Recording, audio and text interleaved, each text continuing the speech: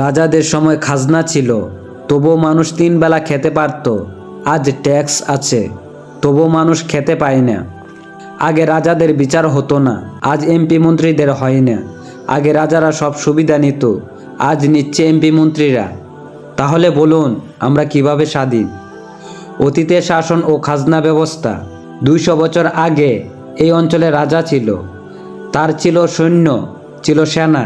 তারা গ্রামে গ্রামে গিয়ে খাজনা তুলত, কিন্তু সেই খাজনা নেওয়া হতো এমন পরিমাণে যাতে প্রজারা 3 বেলা খেতে পারে, পরের মৌসুমে চাষ করতে পারে, পরিবার নিয়ে বাঁচতে পারে। কারণ রাজা জানতো, প্রজা বাঁচলে রাজ্য বাঁচে, প্রজা ভেঙে পড়লে শাসন টিকবে না। তখন বিচার কাদের হতো? সত্য কথা বলতে গেলে রাজা, তার পরিবার, তার ঘনিষ্ঠদের অপরাধের বিচার হতো না। আইন ছিল প্রজাদের জন্য, শাস্তি ছিল সাধারণ মানুষের জন্য। কিন্তু রাজা এটাও বুঝতো, প্রজাদের পুরোপুরি নিঃস্ব করলে বিদ্রোহ হবে, রাজ্য ভেঙে পড়বে। তাই শোষণ ছিল, কিন্তু সীমা ছিল। এখন আসুন আজকের সময়ে। আজ মানুষ দেয় কর, ভ্যাট, ট্যাক্স, ফ্রি, চার্জ, সব মিলে এমন চাপ যে সাধারণ মানুষ 3 বেলা ঠিকমতো খেতে পারে না, সন্তানের পড়াশোনা চালাতে পারে না, চিকিৎসা নিতে গিয়ে নিঃস্ব হয়। আজ রাষ্ট্র বলে আইন সবার জন্য সমান, কিন্তু বাস্তবতা কি তাই? আজ বিচার কাদের হয়?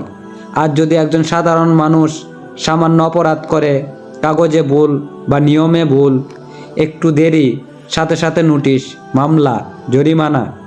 কিন্তু যখন এমপি, মন্ত্রী, ক্ষমতাবান মানুষ অপরাধ করে, তখন বিচার থেমে যায়, ফাইল ঘুরে, তদন্ত ঝুলে থাকে।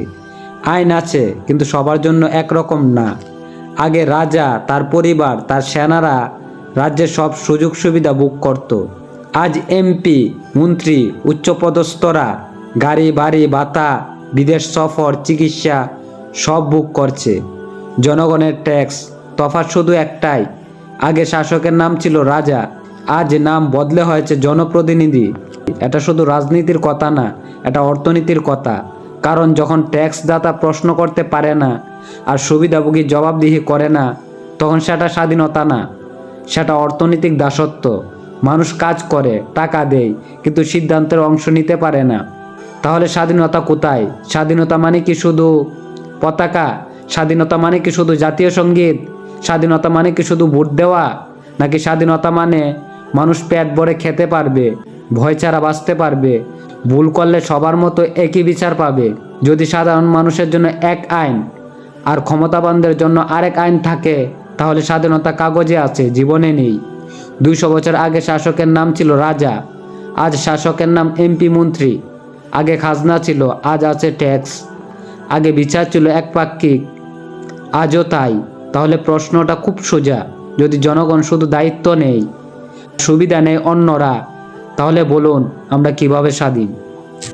আমাদের সকলের উচিত অর্থনৈতিক বিষয়ে প্রাথমিক জ্ঞান রাখা, আর এই অর্থনৈতিক জ্ঞান বাড়াতে আমাদের পাশেই থাকুন। নতুন হলে আমাদের চ্যানেলটি সাবস্ক্রাইব করুন, লাইক করুন, কমেন্ট করুন, আর বন্ধুদের সাথে শেয়ার করতে ভুলবেন না।